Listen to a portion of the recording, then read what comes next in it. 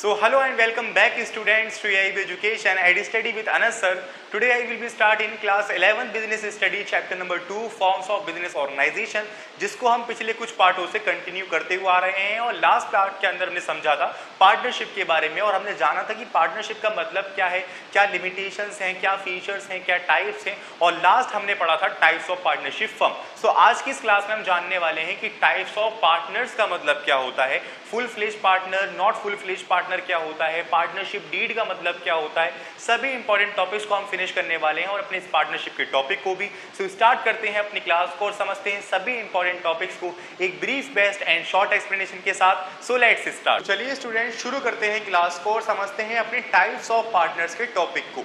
So types of partnership हम जान चुके हैं, general, limited partnership, legal and illegal partnership, partnership at particular time partnership. ये तो हमने जान लिया पार्टनरशिप के बारे में। अब हम जान लेते हैं टाइप्स ऑफ पार्टनर्स के बारे में। इन दोनों में डिफरेंस पूछा जा सकता है तो आप ध्यान रखिएगा। तो टाइप्स ऑफ पार्टनर्स हमारे पास जनरली 2 कैटेगरीज आती है। पहला आता है फुल फ्लेज पार्टनर, दूसरा आता है नॉट फुल फ्लेज पार्टनर। तो इस क्लिप के अंदर हम पढ़ने वाले हैं सभी कुछ फुल फ्लेज पार्टनर के बारे में। तो फुल फ्लेज पार्टनर होता क्या है ये जान लेते हैं। तो देखिए सबसे पहले फुल फ्लेज पार्टनर का मतलब क्या है, वो पार्टनर जो कि डायरेक्टली रिलेट करता है फर्म से, यानी उसका सीधा संबंध जो है वो फर्म से है, कंपनी से है, ऑर्गेनाइजेशन से है। दे इन्वेस्ट मनी, उसमें वो पैसा लगाता है, and firm have and share its profit and loss, यानी कि वो उसका प्रॉफिट उसका लॉस भी शेयर करता है और इवन उसकी लायबिलिटी भी अनलिमिटेड होती है। वो तो रहते हैं full fledge partner. Full fledge partner का मतलब क्या हुआ, जो कि डायरेक्ट ही रिलेटेड है और रिलेशन में रहता है फर्म के। वो डायरेक्ट अपने पैसों को इन्वेस्ट कर रहा है, प्रॉफिट को लॉस को देख रहा है और अल्टीमेटली उसकी लायबिलिटी भी सभी अनलिमिटेड है। तो वो तो होते हैं फुल फ्लेज पार्टनर। अब फुल फ्लेज पार्टनर की कैटेगरी के अंदर भी हमारे पास कुछ कैटेगरीज आ जाती हैं। वो कैटेगरी क्या है, पहली आती है हमारे पास active partner. So what is active partner? Active हम जानते हैं कि भाई कोई ना ऐसी चीज जो लगातार निरंतर तरीके से काम करे। तो एक्टिव पार्टनर का मतलब भी वही होता है और डेफिनेशन आपकी सेम टू सेम वही रहने वाली है ऊपर वाली। बट इसमें एक चीज और लिख देना, they have unlimited liability, they are also known as general और ऑर्डिनरी पार्टनर, यानी कि इसकी लायबिलिटी जो है वो अनलिमिटेड रहती है एक्टिव पार्टनर की, ध्यान रखिएगा। इसीलिए हम इसको जनरल और ऑर्डिनरी पार्टनर्स के नाम से भी जानते हैं। अब सर जनरल और ऑर्डिनरी पार्टनर्स का मतलब, अगर आपने फर्स्ट पार्ट यानी कि इससे पहला वाला पार्ट देखा होगा तो आप समझ पाए होंगे कि जनरल और स्पेशल पार्टनरशिप हमने पढ़ा था पार्टनरशिप की कैटेगरी के अंदर। जनरल पार्टनरशिप का मतलब क्या होता है कि जिसकी लायबिलिटी सारी कुछ अनलिमिटेड होती है, और दूसरा वाला पार्टनर जो होता है लिमिटेड पार्टनर्स वाला, उसका जो पार्टनरशिप का एक इंटरेस्ट होता है, शेयर होता है, वो लिमिटेड रहता है। यानी कि अगर कोई भी फर्म अगर लॉस झेलेगी तो उसके इस पर्सनल एसेट को नहीं बेचा जाएगा और ultimately in other hand general partnership वाले को उसके एसेट्स को बेच दिया जाएगा। तो यहाँ पे इसको हम जनरल और ऑर्डिनरी पार्टनर के नाम से भी जानते हैं। सो होपफुली आपको समझ में आया होगा। नेक्स्ट हमारे पास कैटेगरी आती है स्लीपिंग और डोरमेंट पार्टनर्स। स्लीपिंग और डोरमेंट पार्टनर्स का मतलब क्या है? स्लीपिंग इन द सेंस हम जान रहे भाई कोई सोया हुआ है ना, ये ध्यान रखो। तो यहाँ पे सोते सोते काम होता है। इसका मतलब सर, इसका मतलब ये है कि ये वो पार्टनर होते हैं जिनका डायरेक्टली पार्टिसिपेट नहीं होता फर्म के एडमिनिस्ट्रेटिव में। फर्म के एडमिनिस्ट्रेटिव में किसी भी तरह का कोई पार्टिसिपेशन नहीं है, मगर ये पार्टनर अपना पैसा, अपना शेयर, अपना प्रॉफिट, लॉस, लायबिलिटी सब कुछ लगा देते हैं, बट टाइम नहीं देते। ये आप ध्यान रखिएगा। जो समय नहीं दे रहा मगर पैसे दे रहा है, उसका शेयर है प्रॉफिट में, लॉस में, उसकी लायबिलिटी अनलिमिटेड है, वो आता है हमारे पास स्लीपिंग और डोमिनेंट पार्टनर। और हमें मतलब भी इसी चीज से है कि यहाँ पे वो पार्टनर हो जो कि डायरेक्ट रिलेट में हो फर्म के और अपना वो शेयर लॉस में, प्रॉफिट में, उसकी लायबिलिटी अनलिमिटेड हो और वो अपने पैसों को इन्वेस्ट करे। तो यहाँ पे वो हम देख पा रहे हैं। तो स्लीपिंग और डोमिनेंट पार्टनर हमारे फुल फ्लेज पार्टनर की सेकंड कैटेगरी में लाई करता है। दोज वो do not have any active partner participant in the administrative but invest money, share profit and loss and also have unlimited liability. So that is next हमारे पास और last हमारे पास category आती है secret partner. So what is secret partner? तो secret हम जानते हैं कि जो किसी से दूसरे से छुपा हुआ हो। तो सीक्रेट पार्टनर का मतलब वो होता है कि ऐसे वो पार्टनर जिनका ना तो किसी भी तरीके का नाम है कि वो पार्टनर हो सकता है उस फर्म का, और उसके बारे में किसी भी तरीके से कोई खबर ना तो पब्लिक को है ना मीडिया को है। तो वो होता है आपका सीक्रेट पार्टनर। मगर उस पार्टनर ने अपना पैसा लगा रखा है उस बिजनेस में, उस बिजनेस के प्रॉफिट में, लॉसेस में उसका शेयर है, और इवन अगर कोई लॉस की सिचुएशन ऐसी आती है तो उसकी लायबिलिटी भी अनलिमिटेड है। तो ऐसे पार्टनर जिनका नाम नहीं है मगर है सब कुछ, तो वो सीक्रेट पार्टनर की कैटेगरी में आते हैं। इसकी कैटेगरी हम जान लेते हैं। Definition: a partner is known as a secret partner whose relation with the firm is unknown to the general public. ऐसे वो पार्टनर जिनका रिलेशन पब्लिक के लिए अननोन है, पता ही नहीं है। तो ये तो बात रही फुल फ्लेज पार्टनर की। सो होपफुली आपको समझ में आया होगा। अब हम बात कर लेते हैं नॉट फुल फ्लेज पार्टनर का मतलब क्या होता है। सो चलिए स्टूडेंट्स, अब हम समझ लेते हैं कि नॉट फुल फ्लेज पार्टनर का आखिर क्या मतलब है और कौन कौन सी कैटेगरी उसके अंदर लाई करती हैं। सो फर्स्ट ऑफ ऑल इसका बिल्कुल विपरीत है, हमारा फुल फ्लेज पार्टनर का बिल्कुल विपरीत है ये, कि दोज पार्टनर वो do not have any full interest in the business of the firm, they are associated with the firm because of the some special motive. यानी कि वो पार्टनर होते हैं जो कि ना तो फर्म में इन्वेस्ट करते, ना ही फर्म के प्रॉफिट एंड लॉस में शेयर लेते, और ना ही किसी और चीज़ में लायबिलिटी में इनका हिस्सा होता। अब ये पार्टनर होते कौन से हैं? ऐसे पार्टनर कौन है भाई कि ना तो शेयर है उनका प्रॉफिट लॉस में, ना ही उनकी लायबिलिटी अनलिमिटेड है और ना ही लिमिटेड है, और ना ही कोई उनका मोटिव है। सो बेसिकली ऐसे वो पार्टनर जो कि किसी चीज़ में उनका शेयर नहीं होता, ना उनकी लायबिलिटी में कोई शेयर होता, सो इवन उनको बोलते हैं नॉट फुल फ्लेज पार्टनर। क्योंकि ऐसे पार्टनर्स को लिया जाता है कुछ बिजनेस के इंपॉर्टेंट स्पेशल मोटिव्स के लिए।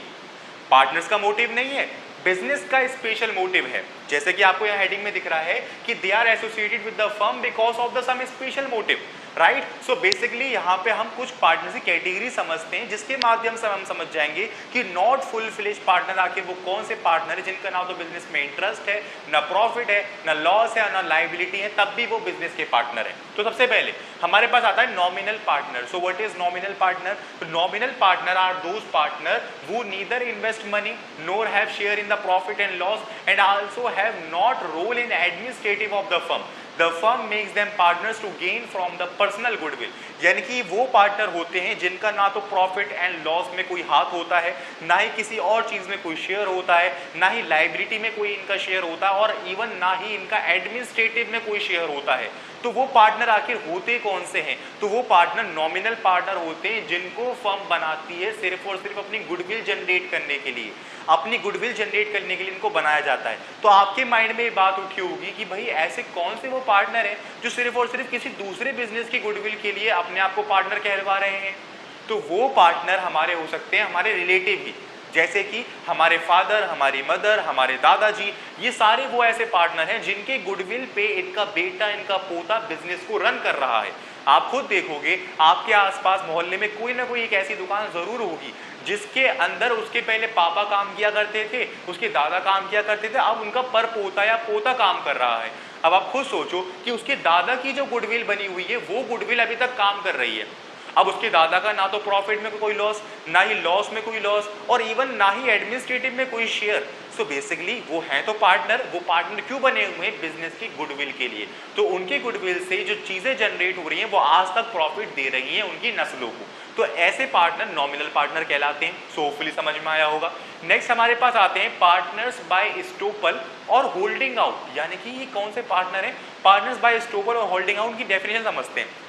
So first of all, a person who have no partnership in the firm but his word conduct highlight him as partner is called a partners by holding out. यानी कि ये ना ही कोई partner है, ना ही किसी तरीके का इनका मोटिव है। तो इनको पार्टनर कहलवाया क्यों जा रहा है? तो इनको पार्टनर कहलवाया जाता है किसी भी हाईलाइट के लिए, कंडक्ट के लिए, ताकि सामने वाली पार्टी को ये बिलीव हो जाए कि हाँ ये पार्टनर है। फॉर एग्जाम्पल, आपके फादर कोई प्रॉपर्टी परचेज कर रहे हैं और जो प्रॉपर्टी परचेज की जो पार्टी है, यानी सामने वाली जो पार्टी है, वो नहीं चाहती कि वो प्रॉपर्टी आपके पापा परचेज करें। तो आपके पापा क्या करेंगे? आपके दादा के, अपने चाचा के या किसी के भी एक अनदर पर्सन की उस प्रॉपर्टी का एग्रीमेंट यानी बयाना जो होता है वो नाम करवा देंगे। अब जिससे सामने वाली पार्टी को ये पता चल जाएगा कि भाई मैंने इसे नहीं बेचा मकान, दूसरे वाली पार्टी को बेचा है। मगर वो जो पार्टनर है उसका ना तो कोई इन्वेस्टमेंट है, ना ही कोई प्रॉफिट है, ना ही कोई लॉस है, ना कुछ और है। उसका सिर्फ एग्रीमेंट पे नाम है, जिससे सामने वाली पार्टी को पता लग जाए कि भाई हाँ यही इसने मेरा मकान खरीदा है। बट इवन उसके पीछे पैसा किसका है? आपके पापा का है। तो जब रजिस्ट्री का समय आएगा तो रजिस्ट्री आपके पापा करवा लेंगे छुट्टी। तो इस तरीके से तो यहाँ पे वो पार्टनर जो कि हकीकत में पार्टनर नहीं है, मगर सामने वाली पार्टी को दिखाया जा रहा है कि वो पार्टनर है, तो पार्टनर्स बाय एस्टोपल और होल्डिंग आउट पार्टनर। नेक्स्ट और लास्ट हमारे पास आता है लिमिटेड पार्टनर। तो बहुत सिंपल है, लिमिटेड पार्टनर्स वो पार्टनर्स होते हैं जिनकी इन्वेस्टमेंट बिजनेस के अंदर लिमिटेड रहती है और उनकी पार्टनरशिप भी लिमिटेड रहती है। जैसे कि हमने पार्टनरशिप के टाइप्स देखे थे, लिमिटेड और अनलिमिटेड या फिर लीगल और इलीगल पार्टनरशिप, इन सबसे आपसे रिलेट कर सकते हो बहुत इजीली। तो limited partner a person whose liability is limited, उसकी लायबिलिटी जो है वो लिमिटेड है और इन्वेस्टमेंट भी एक तरह से लिमिटेड ही कहलाई जाएगी। नेक्स्ट हमारे पास है minor partner. Minor partner is profit only, यानी कि माइनर पार्टनर वो पार्टनर होता है जो कि काम करता है सिर्फ और सिर्फ प्रॉफिट के लिए। उसका कोई मोटिव ये नहीं है कि मैं अपने प्रॉफिट लगा रहा हूँ, अपने एसेट्स लगा रहा हूँ, मुझे लॉस में भी हिस्सा है, लायबिलिटी में भी हिस्सा है, नहीं, वो सिर्फ और सिर्फ प्रॉफिट के लिए है। अब सर ऐसे कैसे? ऐसे कि मान लो कोई एक पार्टनर है जिसका एग्रीमेंट फिनिश हो गया और वो चाह भी नहीं रहा कि मैं आगे पार्टनरशिप करूँ, या फिर वो एबल नहीं है कि मैं पार्टनरशिप करूं, तो क्या होता है, उसके बेटे को या उसके घर के किसी आदमी को पार्टनर बना लिया जाता है अकॉर्डिंग टू पार्टनरशिप एक्ट 1932। 1932 के तहत इस पार्टनरशिप के एक्ट के द्वारा ही बाद में जाके ऐसी चीजें करने जाने लगी। यानी पहले ऐसा कुछ भी नहीं था कि किसी बच्चे को पार्टनर बना लिया गया उस पर्सन के जाने के बाद, ऐसा नहीं। बट यहाँ पे पार्टनरशिप एक्ट 1932 के बाद इस चीज़ को पॉसिबिलिटी प्रोवाइड की गई।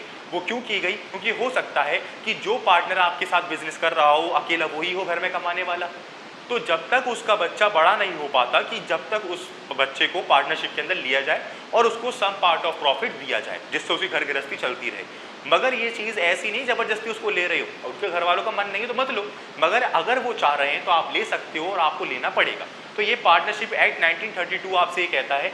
अब इसकी पोजीशन क्या है according to the provision in Indian partnership act 1932, तो इसका कोई भी लॉ, इसका कोई शेयर नहीं होता लॉस वगैरह में, ना ही कोई लाइबिलिटीज वगैरह में, प्रॉफिट के लिए बनता है बस। अब हम बात कर लेते हैं कि जब ये प्रॉफिट खा रहा है, प्रॉफिट कब तक खाएगा? 18 साल की उम्र तक खाएगा। तो इसके जब तक ये 18 साल का है, जब तक इसकी क्या रिस्पॉन्सिबिलिटी और क्या ऑथोरिटी है, और जब ये 18 साल के बाद बड़ा हो गया तो इसकी क्या ऑथोरिटी है और क्या रिस्पॉन्सिबिलिटी, इन पे फोकस करते हैं। तो जब तक ये पोजीशन ऑफ माइनर पार्टनर्स बिया फॉर अटेनिंग मेजोरिटी, यानी कि बिफोर अटेनिंग मेजोरिटी, यानी कि अपनी पार्टनरशिप में एक बड़ा 18 साल तक होने से पहले, एडल्ट होने से पहले उसकी क्या अटेनमेंट है। देखो, पहला right to share in profit and assets, ध्यान रखना उसका राइट है प्रॉफिट को शेयर करना, एसेट्स को शेयर करना किसी भी तरीके से। दूसरा right to inspect the book of sweet, यानी कि आपकी बैलेंस शीट, आपका पीएनएल, आपकी रिपोर्ट, सभी चीज़ों को एनालाइज करना, उसको देखना उसका अधिकार है, आप मना नहीं कर सकते कि तुम हमारी फाइल को नहीं देखो। नेक्स्ट और last right to file sweets, यानी कि वो माइनर भले ही है मगर उसकी ताकत पूरी है। अगर दो पार्टनर हैं और तीसरे पार्टनर के जाने के बाद माइनर पार्टनर आ गया तो उसकी जगह भी पूरी एक तरह से पार्टनर वाली कहलाई जाएगी। अगर इनमें दो पार्टनर में से कोई एक पार्टनर नहीं है तो इस पार्टनर की जगह ये निभा सकता है, बिल्कुल। तो राइट टू फाइल स्वीट्स, तो ये कब की बात है? Before attaining majority. अब हम बात कर लेते हैं आफ्टर अटेनिंग मेजोरिटी, तो when he elect to remain partner, अगर वो इलेक्ट हो रहा है, अगर वो चाहता है पार्टनरशिप में रहना और पार्टनर्स भी रखना चाहते हैं उसको, तो क्या है? तो पहली उसकी लायबिलिटी अनलिमिटेड हो जाएगी, उसका शेयर प्रॉफिट एंड लॉस में दोनों में होगा, और इवन उसका शेयर उस प्रॉफिट और लॉस में भी होगा जो कि उसके बचपने में फाइल्स हुई थी। अब जो उसके बचपने में सारी डील हुई थी, अगर उसमें कोई लॉस होता है तब भी उस लॉस की भरपाई वो करेगा। वो ये नहीं कह सकता भाई उस समय मैं बच्चा था, वो ये नहीं कह सकता कि मैं उस समय बच्चा था मैं नहीं करूँगा, नहीं। अगर वो इलेक्ट हो रहा है तो उसका शेयर हर एक लायबिलिटी में होगा, हर एक प्रॉफिट में होगा, हर एक लॉस में होगा, चाहे वो उस समय पे अटेनिंग था मेजोरिटी में या नहीं था, डज नॉट मैटर। नेक्स्ट, अगर वो नहीं हो रहा है इलेक्ट, तो when he elect not to remain partner, वो खुद भी नहीं चाह रहा और पार्टनर्स कर भी नहीं रहे, तो जब तक वो अटेनिंग मेजोरिटी में रहा जब तक उसको प्रॉफिट दे दिया जाएगा। जैसे कि आप अकाउंटेंसी में पढ़ोगे 12th क्लास के अंदर, जब तक का प्रॉफिट दे दिया जाएगा, एसेट्स दे दी जाएंगे, उसका शेयर दे दिया जाएगा इवन, और आगे चल के पार्टनर जो कंटिन्यूटी करेंगे वो रिमेनिंग पार्टनर्स करेंगे। सो बेसिकली ये कंटेंट है हमारा यहाँ पे, अगर वो पोजीशन में है और अगर वो नहीं है। तो इस तरीके से आपका नॉट फुल फ्लेज पार्टनर भी टॉपिक फिनिश होता है। सो होपफुली आपको समझ में आया होगा। अब हम जल्दी से समझ लेते हैं कि पार्टनरशिप डीड क्या होती है और फिनिश करते हैं इस टॉपिक को। चलिए स्टूडेंट्स, अब हम बात करते हैं पार्टनरशिप डीड की। सो पार्टनरशिप डीड का मतलब होता क्या है, पहले इसकी डेफिनेशन समझ लेते हैं।